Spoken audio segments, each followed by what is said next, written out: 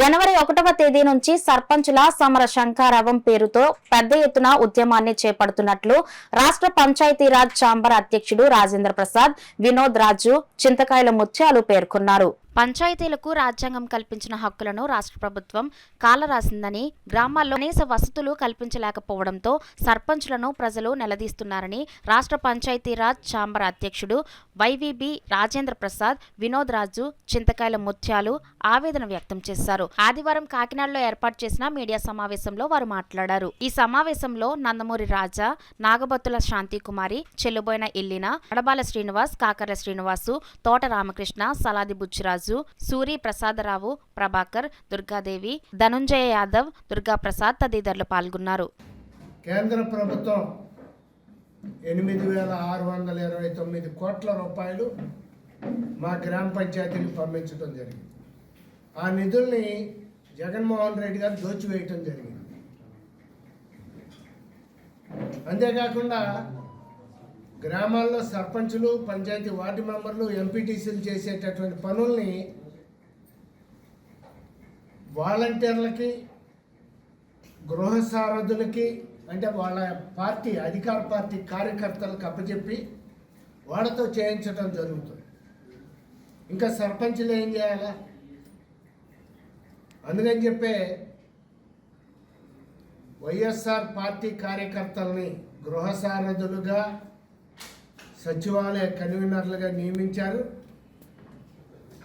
వాళ్ళను పూర్తిగా రద్దు చేయవలసిందిగా మా సర్పంచుల సంఘం పంచాయతీరాజ్ ఛాంబర్లో డిమాండ్ చేయడం జరుగుతుంది. చేస్తూ రేపు 1వ తారీఖు నుంచి గ్రామాభివృద్ధికే సర్పంచుల శంఖారావం అనే ఒక నినాదంతో ప్రతి గ్రామాన మా తాలూకా జరిగే ఇబ్బందుల్ని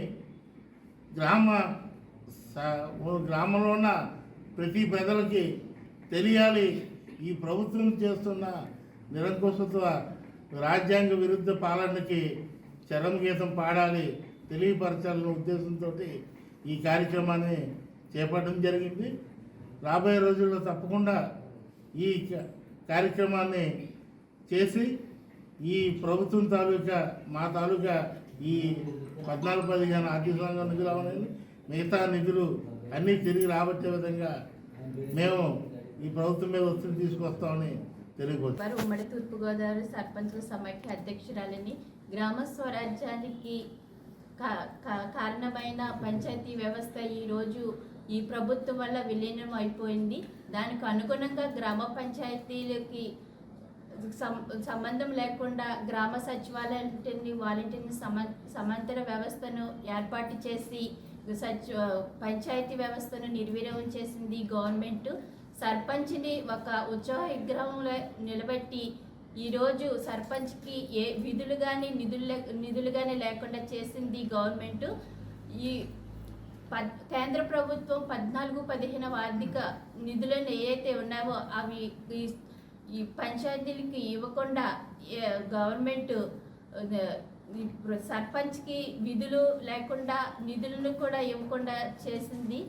నుండి అన్నీ కూడా మా పనుల్ని అతను వాలంటీర్తో చేయించడం, అలాగే సచివాలయ వ్యవస్థను తీసుకొచ్చి సచివాలయ వ్యవస్థతో చేయించడం వల్ల గ్రామ సర్పంచులు ఏ పనులు చేయలేక గ్రామాల్లో ఉత్సవ విగ్రహాలు మారిపోయిన పరిస్థితి.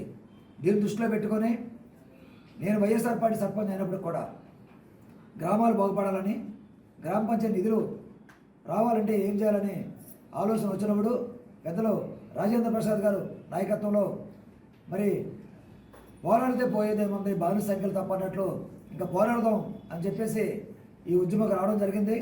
కాబట్టి ముఖ్యమంత్రి గారు మరి 3 ఏళ్ళలో పంచాయతీలకు నిధులు ఒక ఇబ్బంది పెట్టారు. మీరు రేపు 2-3 నెలల్లో మళ్ళీ ఎన్నికలు వస్తున్నాయి కాబట్టి మీరు పెద్ద మనసు చేసుకొని మరి మా గ్రామాల్లో రావాల్సిన నిధులన్నీ కూడా మంజూరు చేయమని డిమాండ్ చేస్తున్నాను. అలాగే ఏదైతే మీరు తీసుకొచ్చినటువంటి అడ్డుగోలు వ్యవస్థలు ఉన్నాయో, వాలంటీర్ వ్యవస్థని, సచివాలయ వ్యవస్థని రద్దు చేసి గ్రామ పంచాయతీ పూర్వవైపు తీసుకురావాల్సిన అవసరం ఉందని చెప్పేసి ముఖ్యమంత్రి గారిని డిమాండ్ చేస్తాను.